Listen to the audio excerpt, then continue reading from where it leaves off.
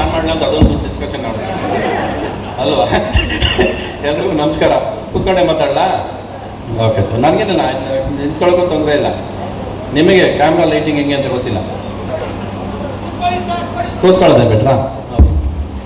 ಎಲ್ರಿಗೂ ನಮಸ್ಕಾರ. ಈ ಕ್ರೇಜಿ ಬ್ರಹ್ಮ ಕಾರ್ಯಕ್ರಮ ಶುರು ಆಗಿದ್ದು ಶರಣಯ್ಯ ಅವರಿಂದ, ಆಮೇಲೆ ಬಂದಿದ್ದು ವಿನಯ್ ಅವರು. ಸೊ ವಿನಯ್ ಅವರು ವಿನಯದಿಂದ ಕೇಳಿದ ಮೇಲೆ ನಾವು ಶರಣ ಆಗಲೇಬೇಕು ಅಲ್ವಾ. ಆಮೇಲೆ ಜೊತೆಲಿ ಸೇರಿಕೊಂಡ್ರು ಚೇತನ, ಪ್ರೋಗ್ರಾಮ್ಗೆ ಚೇತನ ಕೊಡೋದಕ್ಕೆ ಅವರು ಸೇರ್ಕೊಂಡಿದ್ದಾರೆ ಈಗ. ಸೊ ಆ ಮೂರು ಕಾಂಬಿನೇಷನ್ ಸೇರಿದ ಮೇಲೆ ನಮ್ಮಿಬ್ಬರು ಕಾಂಬಿನೇಷನ್ ಬೆಳಗೋದ್ರಲ್ಲಿ ಏನು ತಪ್ಪೇನಿಲ್ಲ.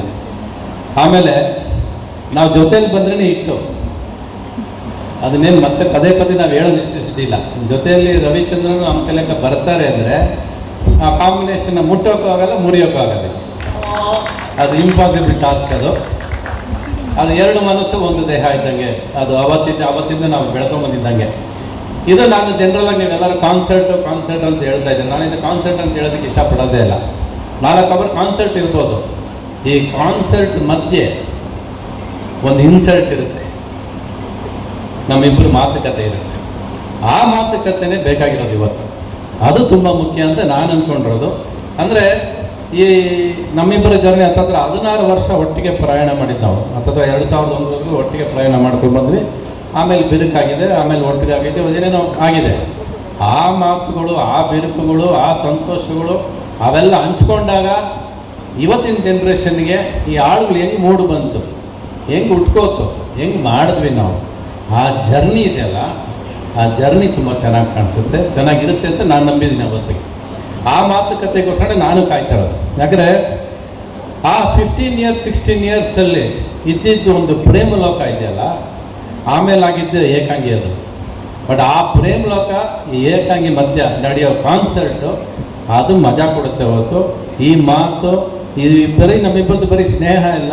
ಸ್ನೇಹ, ಪ್ರೀತಿ, ಪ್ರೇಮ ಎಲ್ಲ ಅಡಗಿದೆ ಇದರಲ್ಲಿ. ಸಂಬಂಧ ಇದೆ, ನೋವಿದೆ, ನಲಿವಿದೆ, ಸಕ್ಸಸ್ ಇದೆ, ಫೇಲ್ಯೂರ್ ಇದೆ, ಪ್ರತಿಯೊಂದು ಇದೆ. ಬಟ್ ಅಷ್ಟು ಸಾಧಾರಣ ಜರ್ನಿ ಅಲ್ಲ. It was A very very very very long journey, but very very short memories. ತುಂಬ ಮುಖ್ಯ ಅದು. It was very important journey ಅದು. ಈ ನಾವಿಬ್ಬರು ಒಂದಾದ್ವಿ ಅಂದಾಗೆಲ್ಲ ನಾವಿಬ್ಬರು ಯಾವಾಗ ಬೇರೆ ಆದ್ವಿ ಅಂತ ಅನಿಸುತ್ತೆ ನನಗೆ. ನಾವು ಬೇರೆ ಆಗಿರ್ಬೋದು, ಸಂಗೀತ ಮಾಡದಿರ್ಬೋದು ಜೊತೆಲಿ, ಬಟ್ ನಾವಿಬ್ಬರು ಇವತ್ತುವರೆಗೂ ಜಗಳ ಆಡಿಲ್ಲ, ಕೋಪಿಸ್ಕೊಂಡಿಲ್ಲ. ಒಳಗಿಟ್ಕೊಂಡಿದ್ವಿ ಕೋಪ. ಅವ್ರಿಗೂ ಇರ್ಬೋದೇನೋ ನನ್ನ ಮೇಲೆ, ನನಗೂ ಅವ್ರ ಮೇಲೆ ಕೋಪ ಇತ್ತೇನೋ, ಒಳಗಿತ್ತು. ತೋರಿಸ್ಕೊಳ್ಳೋಕ್ಕೆ ಧೈರ್ಯ ಇಲ್ಲ, ತೋರಿಸ್ಕೊಳ್ಳೋಕ್ಕೆ ಮನಸ್ಸಿಲ್ಲ. ಯಾಕಂದರೆ ಅದು ಅಂಥ ಒಂದು ಸ್ನೇಹ ಅಡಗಿತ್ತು ನಮ್ಮಿಬ್ಬರಲ್ಲಿ. ಆ ಸ್ನೇಹನ ಮತ್ತೆ ಒಂದು 25 ವರ್ಷ ಆದಮೇಲೆ ಮೆಲುಕು ಹಾಕೋದಿದೆಯಲ್ಲ, ಅದು ಚಂದ. ಅದನ್ನು ನೀವು ಅರೇಂಜ್ ಮಾಡಿದ್ದೀರಲ್ಲ, ಅದು ನಮ್ಮಿಬ್ಬರು ಕಾಂಬಿನೇಷನಲ್ಲಿ ಹಾಕಿ ಈ ಸ್ನೇಹಕ್ಕೆ ಮತ್ತೆ ಜೀವ ತುಂಬಕ್ಕೆ ಹೊರಟಿದ್ದೀರಲ್ಲ ಎಲ್ಲರೂ ಸೇರಿಕೊಂಡು. ಆ ಜೀವ ಹೇಗೆ ತಡಪಡಿಸ್ತು, ಹೇಗೆ ಒದ್ದಾಡ್ತು ಅನ್ನೋದನ್ನು ಆ ಕಾನ್ಸರ್ಟಲ್ಲಿ ಕೇಳಿ ನೀವು.